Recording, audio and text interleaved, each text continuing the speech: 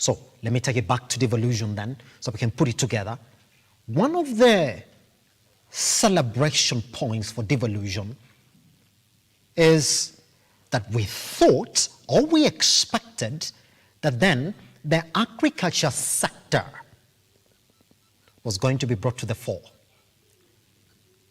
dismantled into a smaller block so that the county governments, who already know what their strength is, would have brought up this particular sector. But then the question is, even when we have models in the counties called own source revenue, where counties are supposed to collect their monies from where they think they are strong, that this is where the investment could have gone. Counties that are essentially bigger in the agriculture sector are the ones that have been earmarked 10 years later as the ones that are underperforming in this particular own source model. Today, right here on Lookup Business, we look at one specific county, that is Murang'a County. And we're talking about it in this respect. There's a new government already in place, coming in with new promises on exactly what they want to unlock in as much as the agriculture sector is concerned. And so it would make sense then for us to speak to the CEC Agriculture, who is Dr. Kiringai Kamau. How are you doing, sir? I'm doing good, thanks. Happy to have you around. It's nice to see you again. Oof, we've got a lot to crunch, but hopefully we're gonna scratch, especially what Murang'a County is gonna be or is in terms of the agriculture sector. You come into an office, again, if you listen to the numbers that I've given out there and the facts that are coming out, 10 years plus after devolution, you will say the majority of the county governments have failed to figure what works for them in terms of agriculture. So quickly then, Dr. Kamau, how do you find the sector in Murang'a County currently? Yeah, thank you very much. The agricultural sector in Murang'a County, like all other counties, has some common characteristics, even with the national government, in that we fail to have the right structures to promote agricultural engagement. And agricultural engagement entails identifying the needs of households insofar as their food and nutrition is concerned.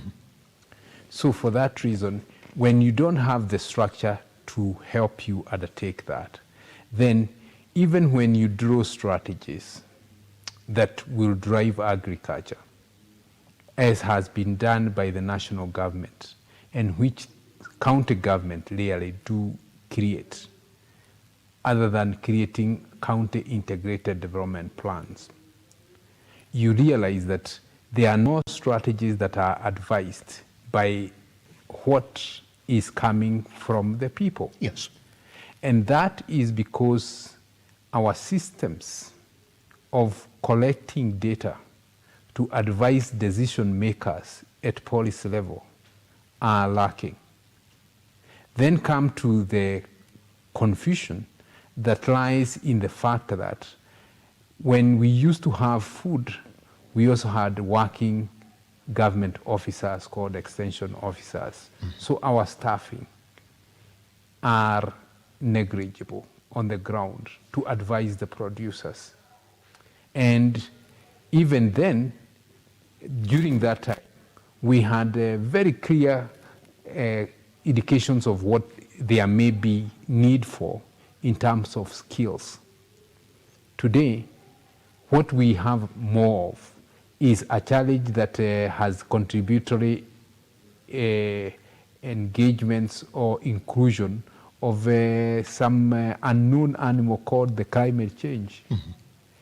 And so, in the end, when you don't have enough of what you need, and you give some people the responsibility of driving a particular agenda, what then they try to do is, if you have such a small cake to eat and you are all hungry, the one who has the longest hand is the one who dips the hand to the... Indeed. Yeah. Mm-hmm. So in the end, you actually find that agricultural institutions are being run by people who are keen on feeding themselves rather than caring for those they are feeding. Yes.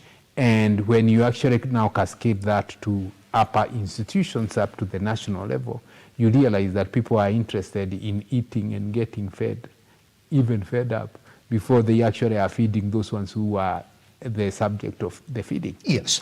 So in the end, you then realize that we are led by people whose individual interests make it very difficult for them to have a very clear style of governing the sector and the country and the policy dispensation, so that it is not possible to have any common focus on what you can actually say that we have a common vision and a focus, or the shared value that is needed for our country.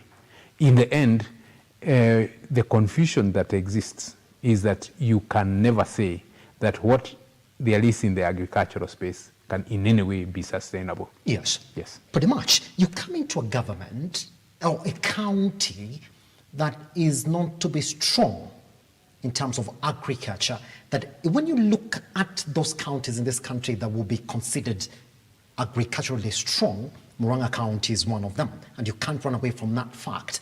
So I know it's been a couple of weeks now in office, and being one who comes from that county, are you saying you're going to start from zero, or there's some framework, Dr. Kamau, that is already there that you're going to work with?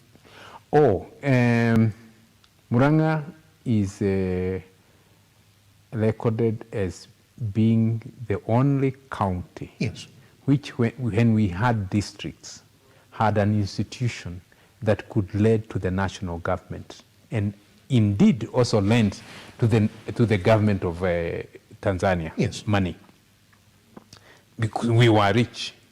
So the institutional framework existed. We had a farmers' union that could lend and which organized everything from the grassroots. And we had a cooperative model that was responsible for all the finances. Many of the children whose parents were farmers never went to school with money, and the school could be promised, the cooperative is going to send you the money, and it would happen.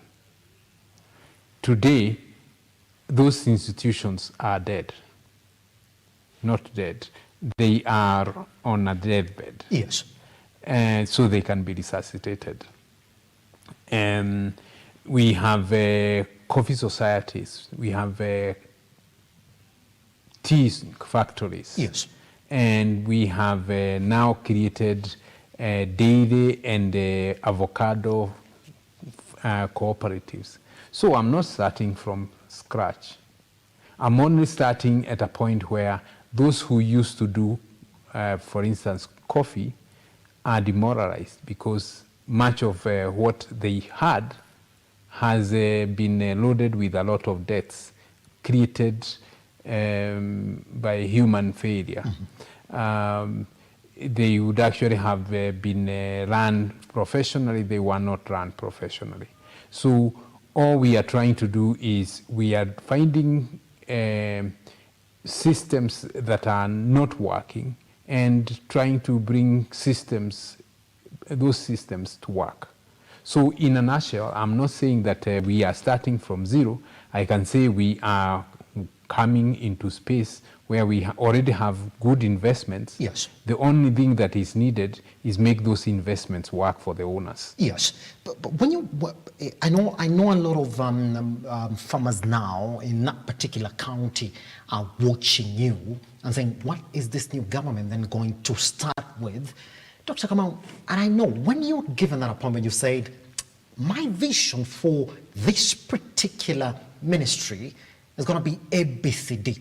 What is in your top book that you can say, in a couple of days? I know people give promises, maybe check in 100 days, check in 200 days, check in 3 months, in 1 year. What do you think is topmost of your priorities, of those things that you may want to achieve with your government in Murang'a County? Well, I'm serving a governor, His Excellency Dr. Kang'ata, Yes. who has very clear proposals on what he would like to see. And the first one is dairy. The second one is mango. The other one that he has is health, and he has created Kang'ata Care. I mean, so it is very clear what he wants to see, and Kang'ata Care and the collaboration that he has with NHIF Yes. is actually guiding that. Yes. In agriculture, it is not so straightforward because there is no organization that you actually go partnering with. So we have to, instead of looking outward for partnerships, we'll actually look inside. And the only organization that you can actually now look at is our union. And why the union? Because although it was actually crafted as a union that was supporting coffee farmers, it is a Murang'a Farmers Cooperative Union. So you shape it to support whatever framework of engagement you want with whoever the farmers are. And therefore, the one that is easy to revive is coffee. As we continue focusing on where the government investment so that we can deliver on a political agenda, which is dairy and mangoes. Yes. We can have the low-lying fruit in the coffee and reorganizing and addressing the challenges that tea has been facing. And we have one other that never existed long ago, but which has actually come to being, called the avocado, because we all love avocado. I know you do. So we definitely have some other interesting cash crops that have come, avocado, macadamia. Those are interesting cash crops that we can do, and even cash crops, yes, like the horticultural crops, and there are food crops as well. They have come in. So it is a matter of optimizing on the basis of what do you think you have the best potential to benefit from, given that there is one that has the best multiplier as opposed to the others. Tea is one, coffee is the other, avocado is another, macadamia is another, and they can all be brought together within that organization framework that I mentioned that is called the union. Yes. In terms of what are the inputs that you need at the household level, that the union can be used so that if it is inputs that you need for the various things that people use in their small farms at home, then it can be used as the vehicle to go and procure at lower prices than each of us individually going to shops and buying. So we can actually be able to access inputs at a considerably lower price if we aggregated our demand. Yes. We can similarly, if we aggregated all our produce and we are selling as a union, we can ensure that the standards that are necessary to observe, we can sell our produce at better prices, negotiated prices, than we are able to do when we have a broker here and another broker there coming in and engaging directly with the farmer. We do not have the capacity to do with so many brokers if we don't have a system of aggregating our sales, our production, so that we have either processing that is local, yes, and linking to the market that is communal. Yes. It's a good thing that the agenda is already drawn, that the focus essentially at first is going to be, yes, elevating the sector, but then the focus is on dairy farming and mango farming within the county. What is the state of these two subsectors, you would say, within Murang'a County, dairy farming and mango farming? Where are they currently, and what do you think is missing? The previous government focused very heavily on dairy, and we created cooperative creameries, Murang'a yes, cooperative creameries, and we actually have our own processing plant, which has been closed. Why? Because much of the milk is collected from diverse cooperatives Yes. and delivered to people who actually take and go and process in their own name, instead of us processing as ourselves. So the easiest thing to do is to have the farmers now take the responsibility. The government has failed to actually demonstrate that it can drive an enterprise, because that Murang'a Cooperative Creameries was owned by the government, then inviting the farmers. Yes. And it is the previous governor that invested in that. That's why he tagged himself as Mwangwairia. Now we are saying that tag didn't work. The government getting into business failed. Can we now try by making the farmers and other investors who can come on board invest, so that we are processing our milk and selling it or drinking it, because we also don't actually drink enough milk, because we sell everything. And that is because it is the only thing that can generate money from us. Yes. But dairy is one sector that you can do from the coldest areas to the warmest areas and the drier areas of Murang'a. So for that reason, it is one that you can focus and you have impact from the highest piece, land to the lowest and the driest in Murang'a. But you definitely need to optimize on what animals you are dealing with. Now, so we have that is not performing very well, but we are still good in producing. I think we do something like 50,000 liters a day of milk. Mangoes, the lower areas of Murang'a were never considered, but majority of those areas are where the fruits are best produced. Mm-hmm. In fact, if you eat a fruit from the lower areas of Murang'a and you eat fruits from the middle areas, the one from the drier areas is sweeter, because fruits get sweeter based on the heat units that they absorb as they grow. Yes. So we have better areas of growing fruits in the lower side.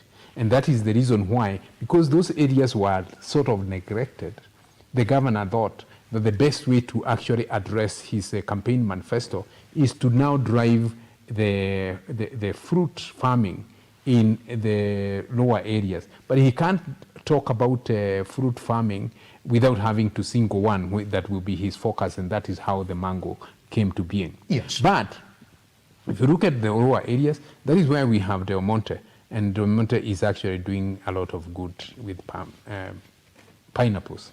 If you go to the lower areas again, near Idanga, you actually find Kakuzi, which is actually doing a lot with the avocado and other horticultural crops. So indeed, we have an example that it is possible to actually, with water, bring in commodities or crops that are different from what has been practiced. So there is a lot of hope that that choice of the governor is not just blindly picked. It is one that is advised that this environment can actually produce something, and you only need to look at what Del Monte is doing, what Kakuzi is doing. Yes. Why don't we now do this? Yes. Yeah. But just, I'm getting informed that we have 2 minutes to our first break. Yes. In just 2 minutes, because I know the governor wants to deliver on his promise, especially on dairy and mango farming, and is working directly with your office to make sure that indeed time doesn't then run out before he starts to deliver on his promise. On the things that are missing in this particular areas, dairy farming and mango farming, how long could the people of Murang'a County have to wait before they start to realize the change that your current government is undertaking? The commitment by the governor is serious. He has invested 100 million shillings Yes. in dairy Yes. transformation, and he has invested again another 100 million in mango farming. Mm-hmm. Yes. So we actually are now ready, and we have just finished developing, generating a policy and regulations to guide this investment. The county government, county assembly has actually facilitated that. This is something that we are starting day one in the new year. Pretty much. Day one in the new year. We're seated with the CEC, the Ministry of Agriculture in Murang'a County, looking at exactly what the governor's promises were. Some of them that took him to office. And it's been a couple days now looking at exactly what they are working on to unlock the agricultural sector in that particular county. Once we come back, I'll be picking from Dr. here on the state of the agriculture sector in the country and also talk about one thing that is already happening as well. I'll be telling you what that is once we come back from this break. Remember, all those questions that you have, especially guys in Murang'a County, you know what to do. At Lookuptv across all your social media platforms. I am at Kiage Simba. Once we come back, Dr. Kamau and I continue.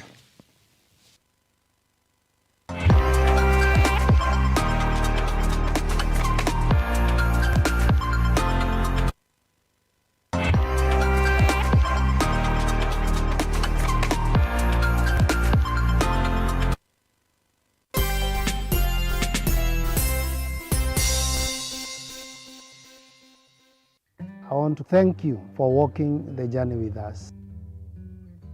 Dear customer, my name is Patrick Mushoki, Mahiga Homes Director. Mahiga Homes is all about customers. Right now, we are preparing to do our 10th handover, and we are also, as a company, celebrating 5 years in business. 5 years is a very long time for somebody to be in the same business. We cannot be here if you never believed in us. And that's why as a company, we pride ourselves for having you. Construction or real estate business is never easy. 2022 has been a year of mixed fortunes.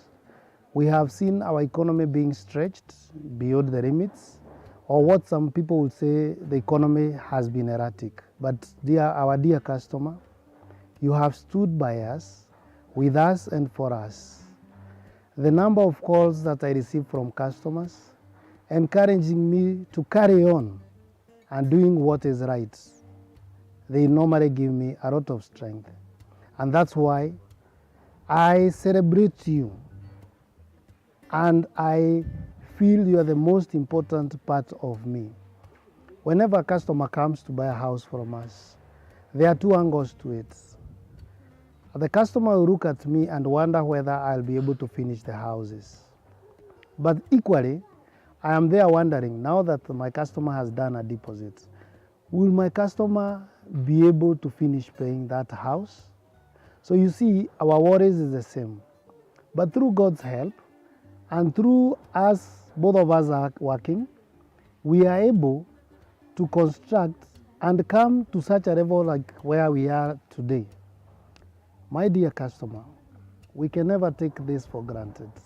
And that's why we keep on praying God that He can continue strengthening you, strengthening our company, so that we can keep on providing the housing solution for many. It is never easy. And that's why I say, keep on praying for us, just the way we keep on praying that you as our customer can be able to finish paying.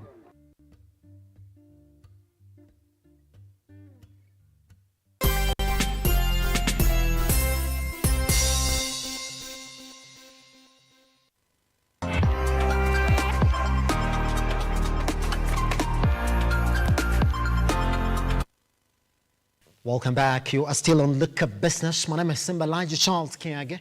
We are still with the CEC, Murang'a County Government, the Ministry of Agriculture. All right, Dr. Kamau, let's jump into it then. The promise, really, for agriculture and the entire of Sub-Saharan Africa, if we're going to have a chance in growth, is the youth. Because the population of the youth in our counties and the country as well, and the entire of Africa, is immense. So you drive them into youth, offer them jobs in agriculture. You as a county are growing. You're generating your own revenue. You'll be taking Murang'a County back to what you introduced this interview with, that you have resources you can even lend the government. That is a model county government. Now here you come in with your new governor and your new government, and you're saying the stress is going to be on agriculture.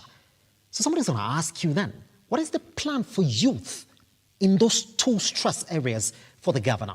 That is in mango farming and dairy. Yeah. Thank you very much. The focus really is not on dairy and mango. Yes. It is focused on agricultural value chain. And by that I mean we are looking at who are our consumers and where are they. Yes. That becomes a data-aligned agenda. And the person who can actually crash the data agenda is the youth. Yes. So you have already an opportunity for the youth to be in a position to pinpoint where the challenge in terms of our market lie. And all you need is get them to actually own that as an agenda. Then you are coming and saying, yes, we have that as a wider agenda that is aching our organizations in agriculture. But we want you now to look at where is it that the youth can play the biggest role. And they are jobless, majority of them. Mm-hmm. They want to be given hope. And so you are looking at everything that we are talking about. The mango, the dairy, mm-hmm. the coffee, the tea, the avocado, the macadamia. Once you actually look at that, you then say, because we have addressed what our market demand is, then it should be possible for us to determine what is the missing elements of activities that we actually need to address. Yes. To address these challenges that we know exist and what are the opportunities that the youth can take. Yes. Now, majority of them are in college or out of college, and they are in rural areas or in urban centers. But you realize that our biggest opportunity lies in picking the organizational framework, which is why we aligned everything to the union.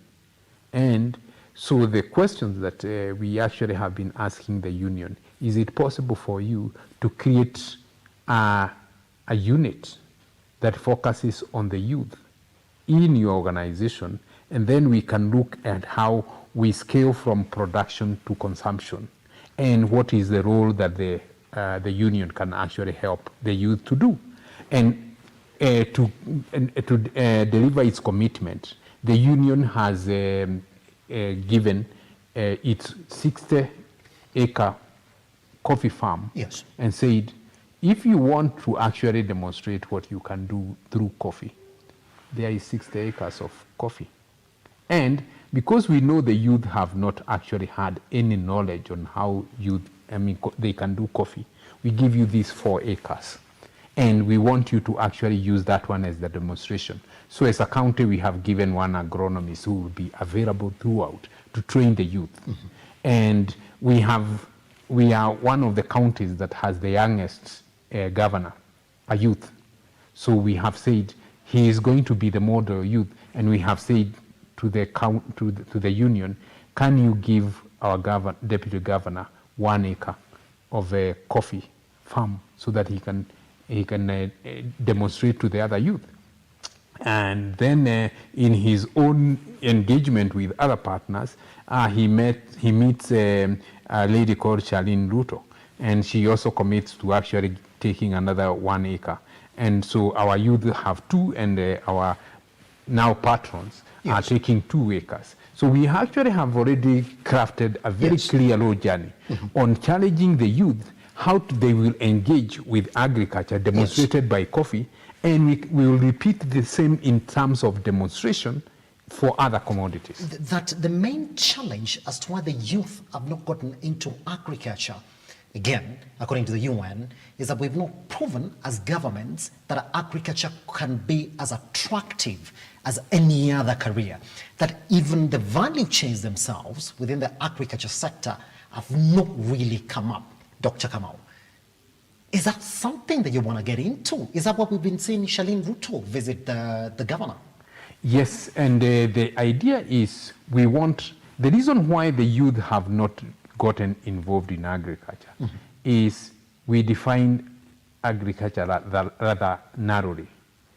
And we are saying we want all activities associated with inputs. What is it that we actually need to get into agriculture? And you'll find that majority of those who are intervening will tell you we need fertilizer, and fertilizer is brought.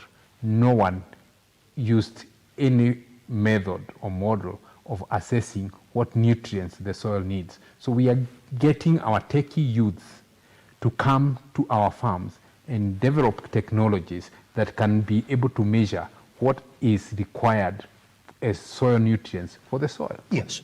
And before you apply that, then we are also challenging them. Farmers need to be paid directly, not money being given by their union. Can it be given directly through our mobile wallets? Yes. And the technology for that is actually coming. Those are people who are already engaging in the agricultural space. Then we are talking of now the logistics and the supply chain management for inputs that you need that will have to be bought. And that is why we had to go to the union, because we want to optimize the entire value chain process.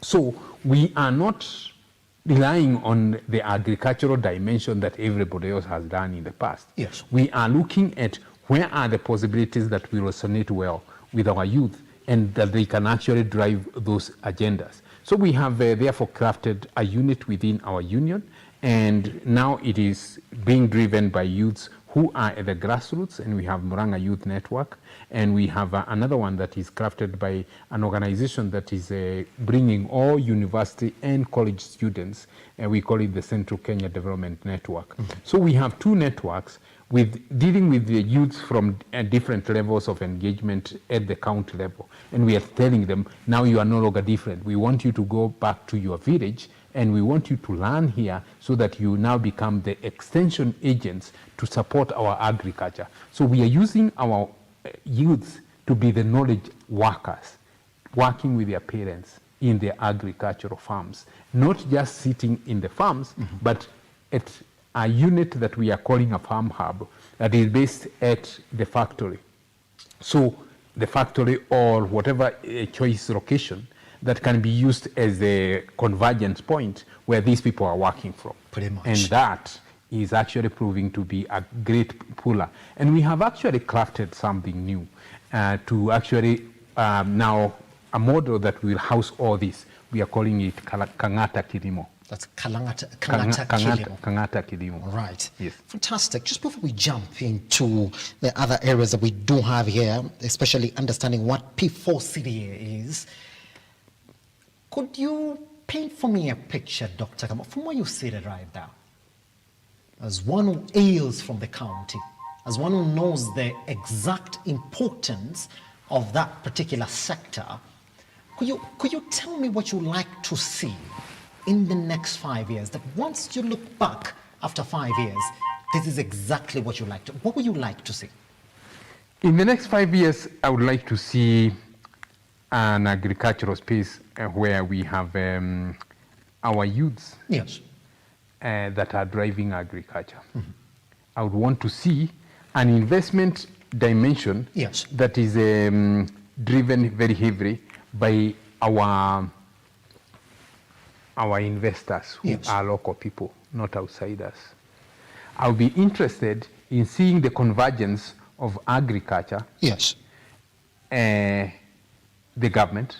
Agriculture means the farmers, the government, the private sector or investors, and academia all coming together through a crucible that is crafted around an organizational framework that we can now say that we actually started here and this is what has happened. Wealth has been generated, measurably demonstrated by what can be seen. These are our exports or consumption or production, and we have factories that are processing this, and we can see them in the country. Pretty much.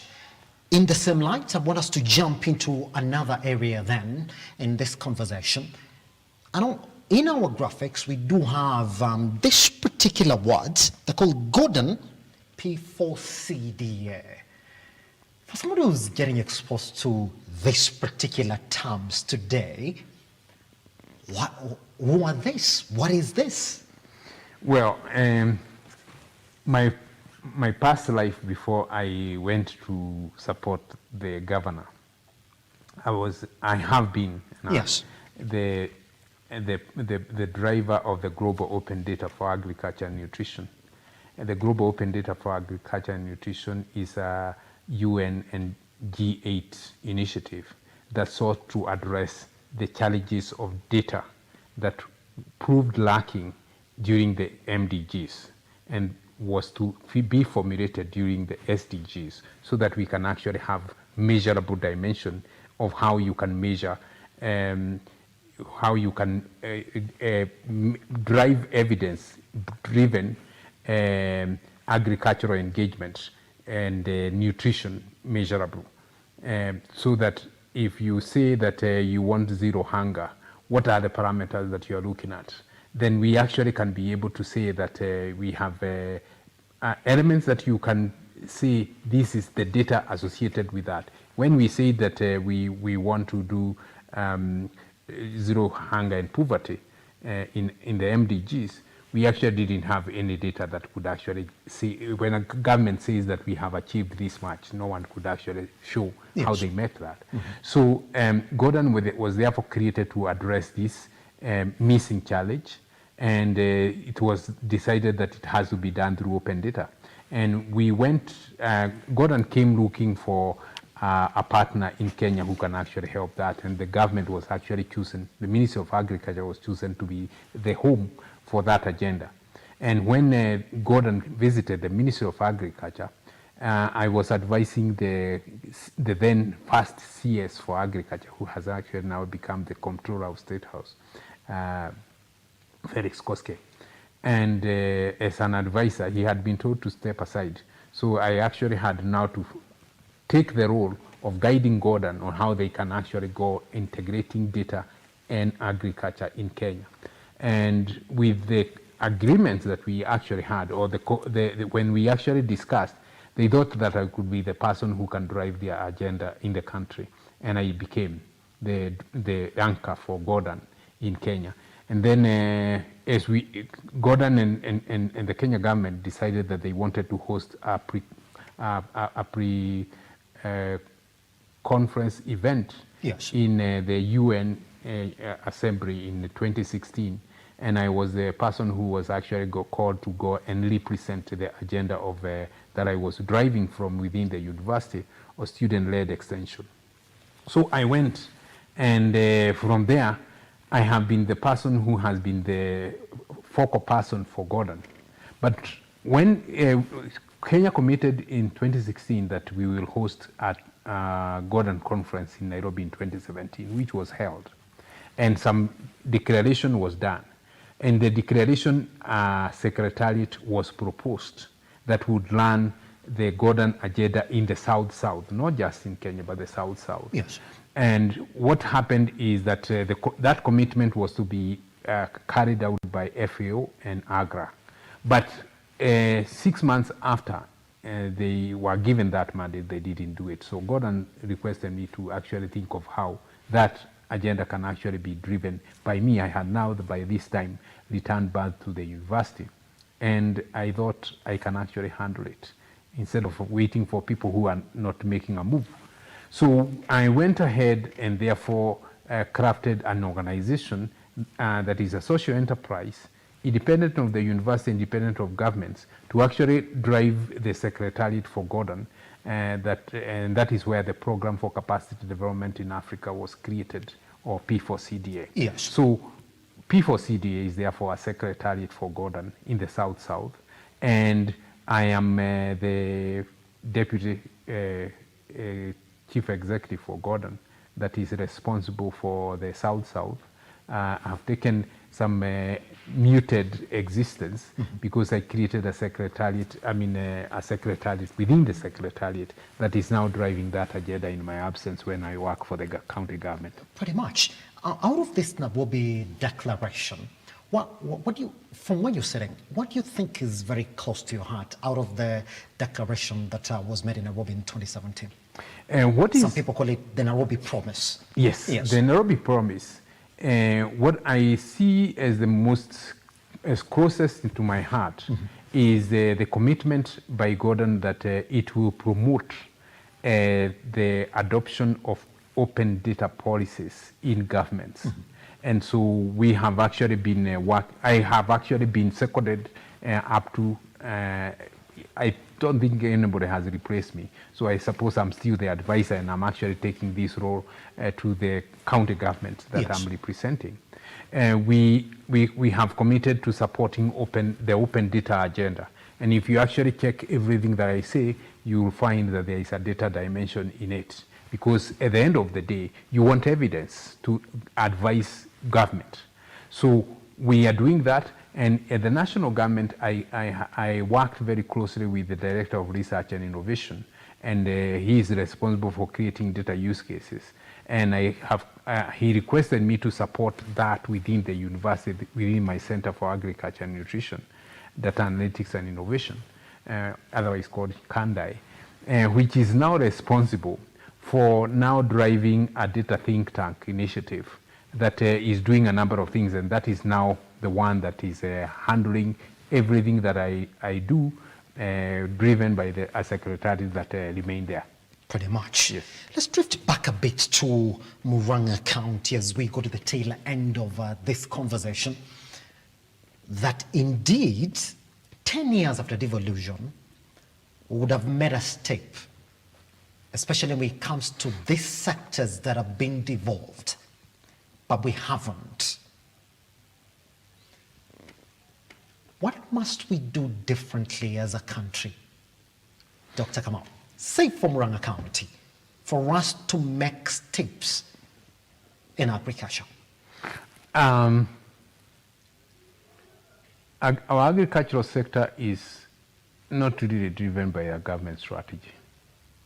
It is driven by diverse actors, which was craftily done under the structural adjustment program that brought in actors in the agricultural space that are not local, and therefore they make us dance to very many tunes. So it is for that reason that our constitution thought it necessary to devolve agriculture fully via the Schedule 4 of the Constitution. And so what they did, therefore, is to ensure that there is much of the work. The government, national government remains with the policy and investment agenda, while the activities of operationalization of the agricultural space is left with the county governments. And for that reason, they created a joint agricultural sector steering committee, JASCOM. At the grassroots, the counties were supposed to create county agricultural sector steering committee. Yes. No other county has actually created any framework of achieving the CASCOM. Murang'a County is the first one.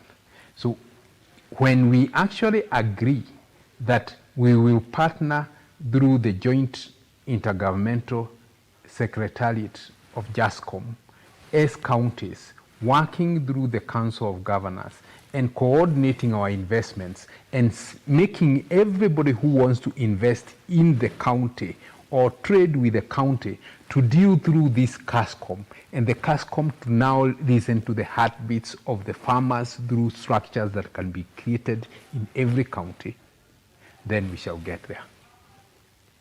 How far do you think we are? We are starting to be the first one. Yes. We have 46 more to do anything that is agricultural in creating a CASCOM. We will be guiding that agenda from Murang'a. We have created the policies that are required for this. We are now passing a bill at our county assembly in a short while that will be anchoring this, and we will bring all the actors together so that investments in the agricultural space are measurably driven by agendas that the county government can say, this is where we are in this, and this is where we are in that, and partners are coming, and we are inviting all of them, and our youth are represented, and academia are represented in that. Pretty much. Let's clear this conversation like this. We get excited when a new government comes in place because they come in with fresh promises. And I know Murang'a County residents are now looking at your government, especially at your office, saying they need to deliver. I know you've said as from 1st of January, things are going to start to change. Some of those promises are going to start to take effect. They're going to see groundwork already being laid. But in the next 5 years, because 5 years is not a long time. It's just a short period, especially when we're talking about farming. What are we going to see from your office, specifically targeting the farmers of Murang'a County? From my office, I can promise that you will see an infusion of more technology in developing systems that advise farmer engagement. Mm-hmm. You will find that being driven more by the youth, who will be empowered and working in their own local areas on the basis of what is it that they can actually create as agribusinesses that are driving investment in their own areas and bringing people who are local investing in those areas. Yes. We are going to be having a vibrant union that is now responsible for sourcing and creating partnerships globally and at the local level representing those diverse farmer organizations. And it will also be the arm of the government that will be responsible for doing what any other government will come and find.